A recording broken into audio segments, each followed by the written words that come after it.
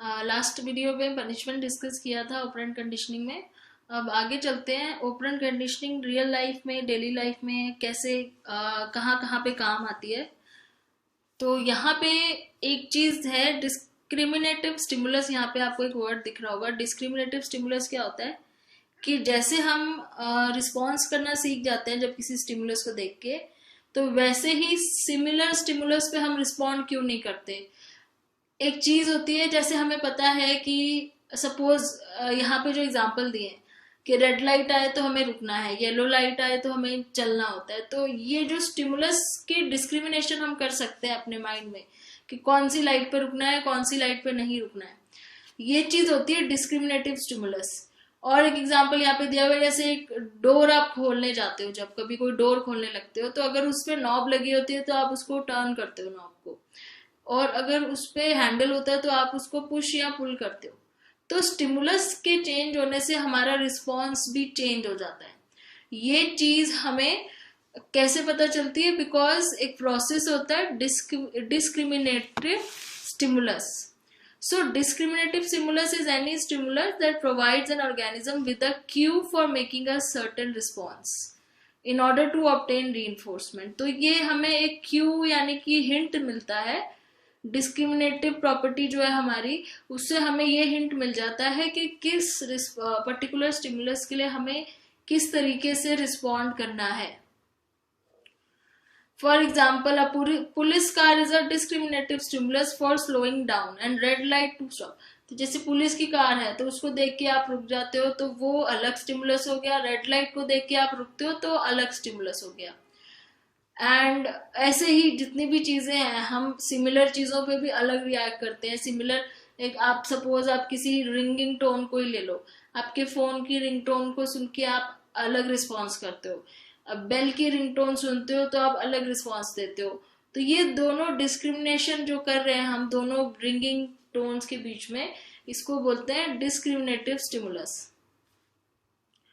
और इसमें क्या है ऑपरेंट कंडीशनिंग में, एक ये चीज यहाँ पे डिस्कस करी हुई है कि ऑपरेंट कंडीशनिंग के थ्रू हम कैसे अपने पेट्स को या एनिमल्स को भी वो चीजें करने के लिए ट्रेन कर सकते हैं जो नॉर्मली वो नहीं करते। जैसे आपने सर्कस में देखा है जो चीजें करते हैं एनिमल्स, या आपने देखा होगा जिनके पास पेट्स है वो पर्टिकुलरली उनकी स्टिमुलस को एक रिस्पॉन्स देते हैं जो नॉर्मली एक स्ट्रीट एनिमल्स नहीं देते।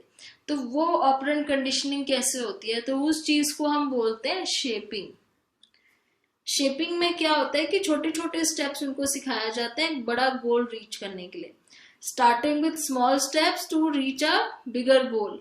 यहाँ इन्होंने एग्जाम्पल लिया है, जैसे एक पर्सन है जोडी जिसके पास एक डॉग है और वो उस अपने डॉग को एक हुप के थ्रू जंप करना सिखाना चाहता है। हुप मतलब एक रिंग के थ्रू।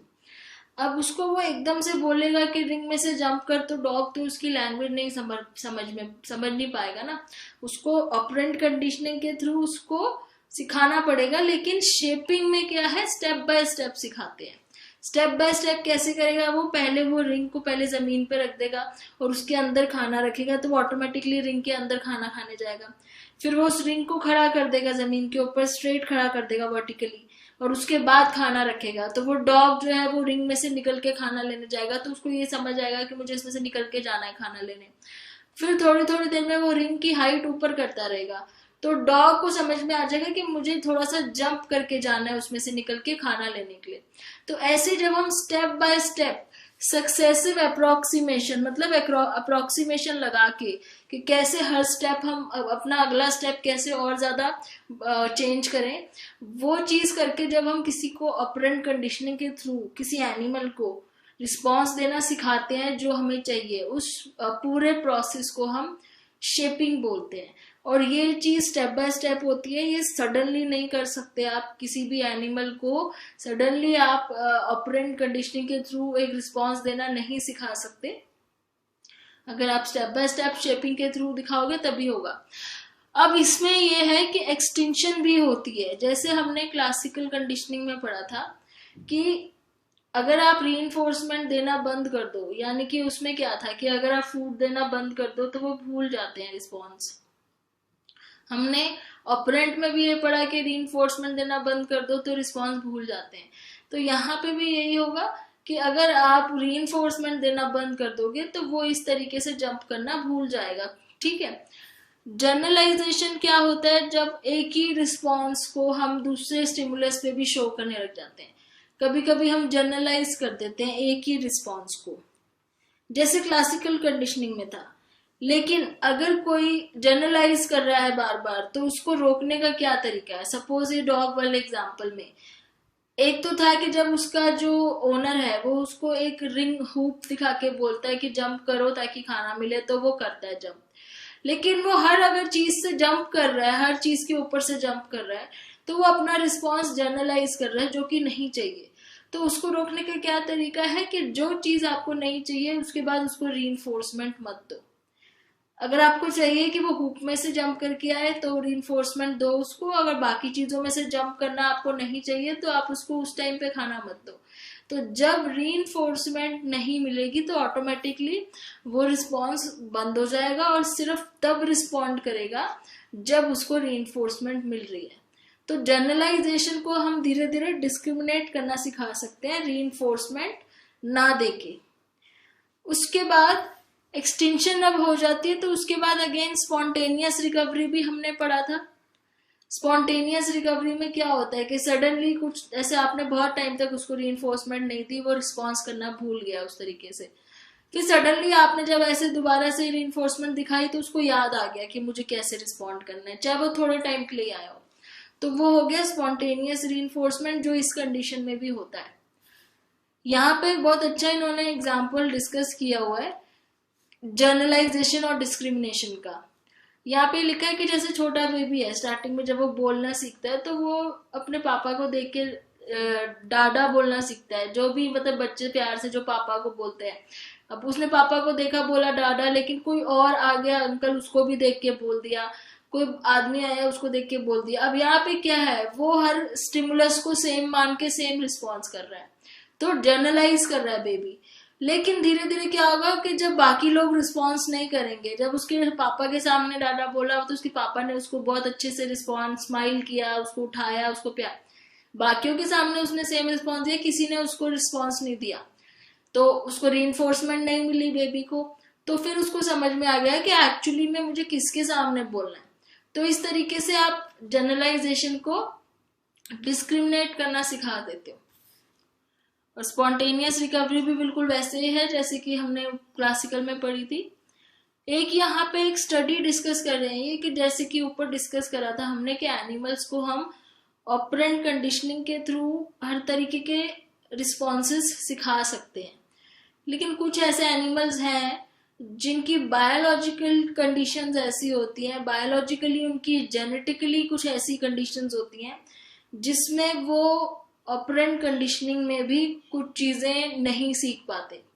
यहाँ पे रैकून के ऊपर एक्सपेरिमेंट करा हुआ है, पिग्स के ऊपर एक्सपेरिमेंट करा हुआ है, और उस स्टडी में ये पता चला है कि इनकी जो ओरिजिनल आदत होती है ना, जिसको बोलते हैं इंस्टिंक्टिव ड्रिफ्ट, ये उसी पे वापस आ जाते हैं थोड़े टाइम बाद। चाहे आप इनको कुछ भी करो, आप इनकी ऑपरेंट कंडीशनिंग नहीं कर पाते क्योंकि ये अपनी इंस्टिंक्टिव ड्रिफ्ट पे वापस आ जाते हैं, चाहे वो एक पिग हो चाहे ये रकून हो। तो कुछ एनिमल्स की जेनेटिक मेकअप ही ऐसा होता है कि उनपे ऑपरेंट कंडीशनिंग काम नहीं करती है। तो इससे ये तीन चीजें पता चलती है कि जो एनिमल्स हैं वो पहले से ही कुछ चीजें सीख के आते हैं, वो टोटली ब्लैंक स्टेट की तरह नहीं होते, वो ऑलरेडी कुछ चीजें सीख के आते हैं। और दूसरी चीज ये पता चलती है कि species to species of animal पे डिपेंड करता है कि कौन ऑपरेंट कंडीशन हो सकता है, कौन कंडीशन नहीं हो सकता। और तीसरी चीज ये होती है कि all responses are equally able to be condition by any stimulus. ऐसा कुछ नहीं है, आप हर रिस्पॉन्स को लर्न नहीं करा सकते, आप हर तरीके से हर एनिमल को नहीं करा सकते। डिपेंड करता है कि आप कौन सी स्पीशीज कौन से एनिमल पे कर रहे हो। ये तीन चीजें इस स्टडी से पता चली थी कि हर तरह के एनिमल में हम कंडीशनिंग नहीं कर सकते। अब बिहेवियर मॉडिफिकेशन में ये कैसे काम आता है कंडीशनिंग? जैसे अगर आप किसी का बिहेवियर चेंज करना चाहते हो। जैसे हमने पनिशमेंट वाले टॉपिक में बात की थी कि हम बच्चों की कोई चीजें उनको रोकना चाहते हैं कुछ चीजें करने से, क्योंकि तब हम उन्हें पनिशमेंट देते हैं। ऐसे ही ऑपरेंट कंडीशनिंग में भी बिहेवियर मॉडिफिकेशन हम करते हैं। तो बिहेवियर मॉडिफिकेशन में क्या होता है, पहले तो एक टारगेट बिहेवियर सेलेक्ट करना होता है। टारगेट बिहेवियर मतलब आप क्या चीज है जो उसकी रीइंफोर्स करना चाहते हो, जो आप चाहते हो कि वो बार बार उस चीज को करे। नहीं करे पे नहीं सोचना, आपने यहाँ पे कंडीशनिंग करनी है, उसको कोई चीज बार बार करने के लिए सिखाना है। तो आप सपोज आप चाह रहे हो कि वो पढ़ते टाइम आई कांटेक्ट टीचर से बनाए, ना कि इधर उधर देखे, टीचर की तरफ आई कांटेक्ट बनाए, इधर उधर ना देखे, आप ये करना चाह रहे हो, तो ये उसका टारगेट बिहेवियर हो गया, ठीक है। दूसरी चीज आप रीइंफोर्सर सेलेक्ट करो। रीइंफोर्सर कि जब वो आपकी तरफ देखता है पढ़ते टाइम, ध्यान देता है, अटेंशन देता है, तो आप उसको गोल्ड स्टार दोगे, उसके चार्ट में या उसकी नोटबुक में आप उसको स्टार दोगे, तो एक ये रीइंफोर्सर की तरह काम करेगा। तो एक रीइंफोर्सर सेलेक्ट करो। तीसरी चीज है put your plan in action. तो फिर आप उसको स्टार्ट करो अपने प्लान को जो आपने सोचा है। जब वो आपको आई कांटेक्ट बना के पढ़ता है आपकी तरफ, तो उसको स्टार दो, और अगर वो नहीं करता है तो उसको स्टार मत दो, जिसको नेगेटिव रीइंफोर्समेंट बोलते हैं। स्टार देना इज पॉजिटिव रीइंफोर्समेंट, नहीं देना इज नेगेटिव रीइंफोर्समेंट। तो ये चीज आपने करनी है। और एंड ऑफ द डे क्या होगा, आप उसको जितने नंबर ऑफ स्टार्स उसने लिए हैं उस हिसाब से उसको ट्रीट दे दो, या कैंडी दे दो, या कुछ ऐसा दे दो, ताकि उसको ये समझ में आ जाए कि अगर मैं ज्यादा स्टार्स लूंगा तो मुझे एंड में ट्रीट मिलेगी। तो इस तरीके से प्लान करते हैं बिहेवियर मॉडिफाई करने के लिए। अब हमने ये स्टेप्स जो पढ़े, इसमें जो उसको जो हम लोग वो दे रहे हैं, स्टार्स दे रहे हैं, उसको जो चीज हम उसको रीइंफोर्सर की तरह दे रहे हैं उसको हम टोकन बोलते हैं, टोकन। और ऐसे किसी को जब हम कोई चीज देकर उसका बिहेवियर मॉडिफाई करने की कोशिश करते हैं तो उस प्रोसेस को हम टोकन इकोनॉमी बोलते हैं। The use of tokens to modify behaviour, मतलब कोई चीज दे दे के हम किसी का बिहेवियर अगर मॉडिफाई कर रहे हैं तो उस प्रोसेस को बोलते हैं टोकन इकोनॉमी। ऐसे ही एक तरीका और है टाइम आउट। टाइम आउट में क्या होता है, इसमें आप एक माइल्ड पनिशमेंट देते हो, रिमूवल वाली, एप्लीकेशन वाली नहीं। आप उसको हर्ट नहीं करोगे और फिर चिल्लाओगे नहीं। You will give a punishment of removal, like उससे आप वो चीज हटा लोगे जो उसको चाहिए। जैसे उसको अगर अटेंशन चाहिए, चिल्ड्रन को अटेंशन चाहिए होती, तो आप उसको ऐसी जगह पे जाने के लिए बोल सकते, ग्राउंडेड कर देते ना, कि आप उसको एक जगह बिठा दोगे और सबको बोल दोगे कोई उस पर अटेंशन ना दे। सो इस तरीके से पनिशमेंट बाय रिमूवल। पर इसका नाम टाइम आउट क्यों है, क्योंकि इसमें टाइम फिक्स होना चाहिए। टाइम 1 मिनट से लेकर 10 मिनट, उससे ज्यादा नहीं। 1 मिनट से 10 मिनट का क्यों है इसमें रेंज, बिकॉज अगर 10 मिनट से ज्यादा होगा तो child can forget why the time out occurred. वो ये भूल ही जाएगा कि उससे ज्यादा हुआ तो कि मुझे टाइम आउट, मतलब ये वे ऑफ जो पनिशमेंट है ये क्यों दी गई थी। तो एक उसको, ताकि इमीडिएटली लगे कि मुझे इमीडिएटली अभी वो मिली है पनिशमेंट, ये होना चाहिए टाइम आउट। अब ये सारे तरीके जो हम यूज कर रहे हैं बिहेवियर चेंज करने के, इसको हम अप्लाइड बिहेवियर एनालिसिस भी बोल सकते हैं। ये एक मॉडर्न टर्म है जिसमें हम बिहेवियर को एनालाइज करते हैं और उसको फिर चेंज करने की कोशिश करते हैं, ये देख के कि कौन सी बिहेवियर टेक्निक इसमें ज्यादा हेल्पफुल रहेगी। ऑटिज्म में ये चीज बहुत काम आती है। ऑटिज्म एक ऐसा डिसऑर्डर होता है जिसमें बच्चों को कम्युनिकेट करने में प्रॉब्लम होती है, सामने देख के, फेस टू फेस देख के बात करने में प्रॉब्लम होती है। वो लोगों को टच करना पसंद नहीं करते, बात करना पसंद नहीं करते। तो वो बच्चे होते हैं जो दूसरी साइड देख के बोलना पसंद नहीं करते। उन लोगों में ये अप्लाइड बिहेवियर एनालिसिस टेक्निक्स काफी काम आई है। तो वही है, सिंपल स्टेप्स में आप ब्रेक डाउन करते हो कि कैसे कैसे करना है। पहले टारगेट बिहेवियर क्या है वो देखना होता है, फिर रीइंफोर्सर चुनना होता है, फिर प्लान करना होता है, एंड देन रिवॉर्ड क्या देना है। उसके अलावा कुछ चीजें और है जिससे आप बिहेवियर मॉडिफाई कर सकते हो, जिसको बोलते हैं बायो फीडबैक, जो बड़े लोगों पे, एडल्ट्स पे भी काम आ सकता है। इसमें क्या है, आप उनको बायोलॉजिकल फीडबैक देते हो, उनको इंफॉर्मेशन देते हो। जैसे यहाँ पे लिखा हुआ है, बायोलॉजिकल रिस्पॉन्सेज आर इनवॉलेंट्री जो होते हैं, जैसे हमारा ब्लड प्रेशर हो गया, muscle tension, hyperactivity, can be brought under conscious control. For nearly 60 years, scientists have known to use feedback from person's biological information, such as heart rate, to create a state of relaxation. तो biological feedback मतलब उसकी biologically body में क्या changes हो रहे हैं उसको देख के ठीक करना, चेंज करना बायो फीडबैक के थ्रू। इसी का थोड़ा सा और एडवांस वर्जन है न्यूरो फीडबैक, उसमें हम ब्रेन एक्टिविटी देखते हैं। सो न्यूरो फीडबैक में जो मशीन यूज होती है वो EEG जिसको बोला जाता है, इलेक्ट्रोएंसेफेलोग्राफ मशीन होती है, जो ब्रेन की इलेक्ट्रिकल एक्टिविटीज हमें दिखाती है, और जहाँ पे एबनॉर्मल चीजें हमें नजर आती है हम उसी फीडबैक को लेके उस हिसाब से ट्रीट करते हैं। तो ये दो चीजें हैं जो एडल्ट्स में भी यूज होती हैं, बच्चों से लेके एडल्ट्स में भी काम आती हैं। यहाँ के बाद अब ये हो गया है समरी यहाँ पे ऑपरेंट कंडीशनिंग का। टाइमिंग ऑफ रीइंफोर्समेंट इंपॉर्टेंट है। कंटिन्यूस रीइंफोर्समेंट वो होता है जब कंटिन्यूसली रीइंफोर्स करते हैं, पार्शियल में ब्रेक दे दे के करते हैं। उसके बाद पार्शियल क्या होता है, वो इजियर, कंटिन्यूस में इजी होता है रिस्पॉन्स एस्टेब्लिश करना, पार्शियल में मुश्किल होता है लेकिन वो एक्सटिंक्ट भी जल्दी नहीं होता। इसमें शेड्यूल और इंटरवल दो तरह के हमने पढ़े हैं, और उसमें भी हमने फिक्स्ड और वेरिएबल दोनों पढ़े हैं। फिर हमने पनिशमेंट के बारे में पढ़ा कि पनिशमेंट भी एक type of behaviour modification technique है, एंड ये ऑपोजिट ऑफ रीइंफोर्समेंट होती है पनिशमेंट। ये हमने एक टेबल पढ़ा था जिसमें ये समझाया था मैंने कि ऑपोजिट कैसे है, दो तरीके से हो सकती है, अप्लाई करके या कोई चीज रिमूव करके, और तब ज्यादा बेस्ट काम करती है जब आप उसको इमीडिएटली दो, कंसिस्टेंटली होना चाहिए और किसी रीइंफोर्समेंट के साथ पेयर्ड होना चाहिए।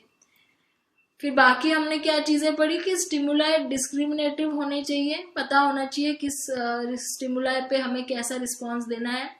हम बिहेवियर चेंज कर सकते हैं ऑपरेंट कंडीशनिंग के थ्रू, एनिमल्स को भी शेपिंग के थ्रू सिखा सकते हैं। इसमें भी एक्सटेंशन होती है, जनरलाइजेशन होती है, स्पॉन्टेनियस रिकवरी होती है। कुछ ऐसे एनिमल्स होते हैं जिनमें इंस्टिंक्टिव ड्रिफ्ट होती है, जिनको हम नहीं कंडीशन कर सकते। जेनेटिकली कंट्रोल पैटर्न्स होते हैं, उनके अंदर जो चेंज नहीं होते। बिहेवियर मॉडिफिकेशन टेक्निक्स में ऑपरेंट कंडीशनिंग या क्लासिकल कंडीशनिंग दोनों ही यूज करी जाती हैं बिहेवियर मॉडिफाई करने के लिए। उसमें से जो कुछ टेक्निक्स हैं वो है token economy, time out, applied behaviour analysis, bio feedback, neuro feedback. इसके बाद अब हमारा ये थोड़ा सा क्विज है 8 क्वेश्चंस का, उसके बाद ये करने के बाद वीडियो खत्म करूंगी मैं। तो ये क्विज भी एक बार डिस्कस कर लेते हैं। सो क्वेश्चन नंबर 1 है कि in a popular television series Desmond lived in a bunker underground on a mysterious island. He had one task: when the alarm sounds, type in a series of number on the computer and push enter. Desmond was being reinforced for doing so by avoiding some terrible disaster that would occur if he did not type in the numbers at the right time every 108 minutes. What kind of schedule of reinforcement was Desmond on? So particularly ये कह रहा है कि कोई Desmond है जो एक island पे है, उसको आवाज सुनते ही एक एंटर का बटन दबाना है, और ये इसका टाइम फिक्स्ड है, एवरी 108 मिनट के बाद उसे दबाना है, अदरवाइज कोई डिजास्टर हो सकता है। तो उस डिजास्टर को अवॉइड करने के लिए, मतलब एक नेगेटिव रीइंफोर्समेंट है ये, उसको अवॉइड करने के लिए उसको ये बटन दबाना है हर 108 मिनट के बाद। तो ये किस तरह का वो है रीइंफोर्समेंट है, फिक्स्ड इंटरवल है, फिक्स्ड रेशियो है, वेरिएबल इंटरवल है कि वेरिएबल रेशियो है? क्योंकि टाइम फिक्स्ड है इसमें, तो एक तो टाइम की बात हो रही है तो ये इंटरवल है, और फिक्स टाइम है तो फिक्स्ड इंटरवल है। दूसरा क्वेश्चन है, Joe was trying to get tickets to a concert and call the ticket outlet only to find out that phone line was busy. He dialed again, busy, and then again and again, sometimes waiting a minute, sometimes a few minutes, not knowing how much time would go by before his call would go through. What schedule of reinforcement is evident here? तो ये भी type of reinforcement ही पूछ रहा है कि उसको पता है जॉन को एक कॉन्सर्ट के लिए टिकट लेनी है, लेकिन वो जब भी टिकट आउटलेट पे कॉल करता है तो फोन बिजी आता है, फिर करता है फिर से बिजी आता है। तो वो बार बार उसको कॉल करता जा रहा है क्योंकि उसे नहीं पता है कि हाउ मच टाइम, कितना टाइम निकल जाएगा उसके कॉल करने में ही, मतलब उसको कॉल करने से पहले कितना टाइम बचा है उसके पास। तो वो उसको टाइम का पता नहीं है, इसलिए वो कॉल करता ही जा रहा है, उसको ये नहीं पता कि कब उसकी कॉल लगेगी। तो यहाँ पे भी टाइम की बात हो रही है और ये टाइम का फिक्स नहीं है यहाँ पे, तो ये वेरिएबल इंटरवल की बात हो रही है। ये जो रीइंफोर्समेंट है ये वेरिएबल इंटरवल है। उसके बाद third question, Jessica's mother was upset to find that Jessica had used her crayons to draw flowers on her bedroom wall. Her mother took the crayons away from her and made Jessica wash the drawings of the wall. Which of the following statements is true? It's saying कि Jessica की mother बहुत upset है क्योंकि उसने देखा कि Jessica ने crayons use करके उसके बेडरूम की वॉल जो है वो गंदी कर दी है ड्राइंग करके। उसने क्या किया है, उसके क्रेयॉन्स भी फेंक दिए और उसको बोला कि वॉल जो है उसको साफ करो। तो ये किस तरह की पनिशमेंट है?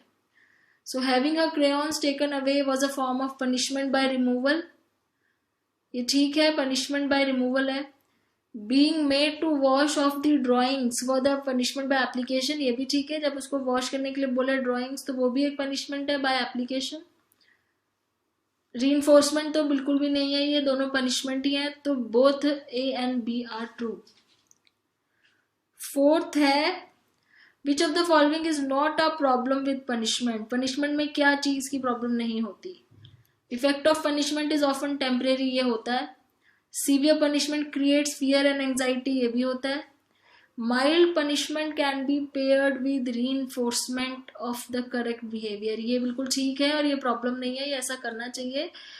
आंसर यही होगा कि माइल्ड पनिशमेंट देके उसको रीइंफोर्समेंट से भी करेक्ट करना चाहिए बिहेवियर को।